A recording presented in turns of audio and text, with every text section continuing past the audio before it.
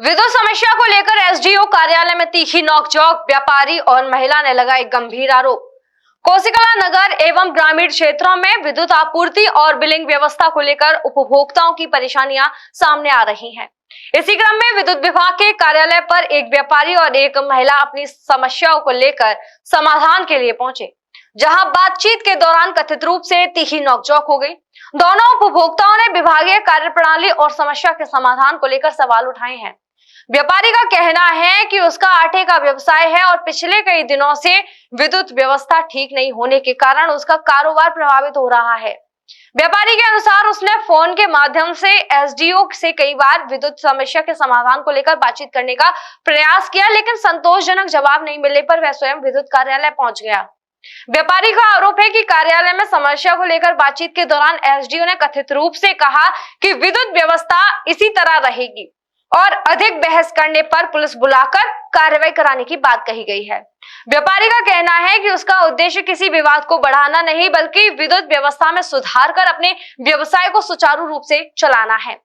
वहीं एक महिला भी पिछले करीब 5 से 6 दिनों से बिजली विभाग के चक्कर लगाने का आरोप लगा रही है। महिला के अनुसार उसने करीब 1700 रुपए का बिजली का बिल जमा किया था, लेकिन महज 3 दिन बाद उसके मोबाइल पर करीब 54,000 रुपए के बिल का मैसेज पहुंच गया। महिला का सवाल है कि जब उसने इतनी बिजली का उपयोग ही नहीं किया तो इतना अधिक बिल कैसे आया और वह इतनी बड़ी धनराशि कहां से जमा कर पाएगी। महिला का आरोप है कि वह कई दिनों से विभागीय अधिकारियों और कर्मचारियों से अपनी समस्या का समाधान कराने की मांग कर रही है, लेकिन उसे संतोषजनक जवाब नहीं मिल पा रहा है। उसका यह भी आरोप है कि शिकायत करने पर पुलिस बुलाने की बात भी कही गई है।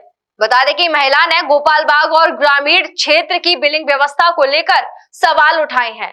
उसका आरोप है कि क्षेत्र में बिजली के बिल निकालने वाले संबंधित सुपरवाइजर या कर्मचारी पिछले कई महीनों से नियमित रूप से घरों पर बिल निकालने अथवा मीटर रीडिंग लेने नहीं आ रहे हैं। उपभोक्ताओं को कई बार बिल की जानकारी केवल मोबाइल पर आने वाले मैसेज के माध्यम से ही मिलती है। महिला का कहना है कि यदि समय पर मीटर रीडिंग ली जाए और वास्तविक खपत के आधार पर बिल तैयार किया जाए तो उपभोक्ताओं को अचानक हजारों रुपए के बिल आने जैसी समस्याओं का सामना नहीं करना पड़ेगा। उन्होंने विभाग से क्षेत्र की बिलिंग व्यवस्था की जांच कराने और उपभोक्ताओं की शिकायतों का समयबद्ध समाधान कराने की मांग की है। एसडीओ ने ओवरलोड को बताया समस्या का सबसे बड़ा कारण। पूरे मामले में जब एसडीओ से बात की गई तो उन्होंने विद्युत आपूर्ति में आ रही समस्या का कारण ओवरलोड बताया। उनका कहना है कि ओवरलोड के कारण विद्युत व्यवस्था प्रभावित हो रही है और समस्या के समाधान के लिए प्रयास किए जा रहे हैं। जैसे ही उचित समाधान संभव होगा, विद्युत व्यवस्था को बेहतर किया जाएगा। कहाँ के रहने वाले हो?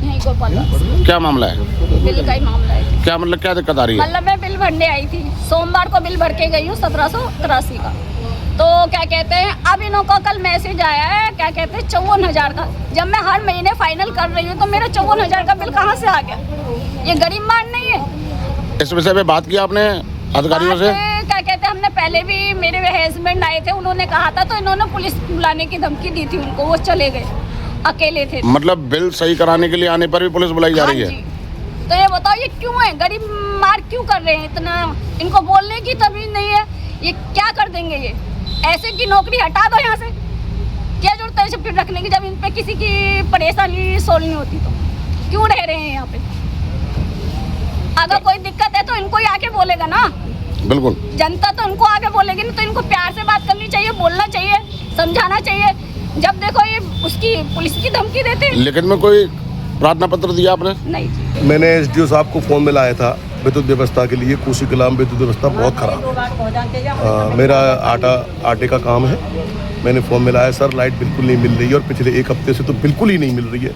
हर 1 मिनट में लाइट चली जाती है, हर 1 मिनट में लाइट चली जाती है। कभी लाइट मिलती है तो वहाँ फ्यूज उड़ गए, वहाँ फ्यूज उड़ गए, वहाँ फ्यूज उड़ गए। 400 के में 250 के फ्यूज बांध रहे हैं। ये 400 के ट्रांसफार्मर 250 के फ्यूज बांध रहे हैं। फ्यूज तो उड़ेंगे ही उड़ेंगे। 800 रुपये की सिक्योरिटी थी, 2000 की सिक्योरिटी कर दी, वो भी हम लोगों ने जमा कर दी। उसके बाद भी लाइट मिलती नहीं है। एसडीओ साहब से फोन पे बात करते हैं तो धमकी देते हैं कि मैं नंबर ब्लॉक कर दूंगा तुम्हारा। कभी बात करते हैं तो ज़्यादा बात मत करो। यहाँ के मैं आया, मैंने यहाँ की शिकायत करी तो मुझसे कहते हैं कि बिल्कुल मुझसे मत कहो, ज़्यादा बोलोगे तो पुलिस बुला लूँगा। पुलिस की धमकी देते हैं, पुलिस बुलाने की। और लाइट के बारे में कोई सही जवाब दिया नहीं कि लाइट मिलेगी, कि बस ओवरलोड चल रहा है, ओवरलोड चल रहा है। जब आप बिल ले रहे हो, सिक्योरिटी ले रहे हो, तो ओवरलोड की जिम्मेदारी तो आपकी है। लिखित में कोई शिकायत दी थी? लिखित में नहीं शिकायत कोई दी, मैंने मुंह जबानी बात करी है। लेकिन कोई संतोषजनक जवाब नहीं मिल पाया। नहीं, उल्टा पुलिस बुलाने की धमकी दी है और मुझसे मत दो। मैंने कहा साहब अगर इस तरह के तो बच्चे गुरुद्वारे भेजने पड़ जाएंगे, तो मुझसे कहते हैं हाँ गुरुद्वारे भेज दो बच्चों को, गुरुद्वारे भेज दो बच्चों को, मुझसे मत कहो। और यहाँ से उठ के और चले गए, बिना कोई संतोषजनक जवाब दिए हुए यहाँ से उठ के और चले गए। और बिल्कुल रवैया उनका इतना खराब है एसडीओ साहब का। जब तक ये एसडीओ साहब यहाँ पर रहेंगे, मुझे नहीं लगता कि विद्युत व्यवस्था सुचारू हो या कोई सही तरीके से उपभोक्ता को जवाब मिले।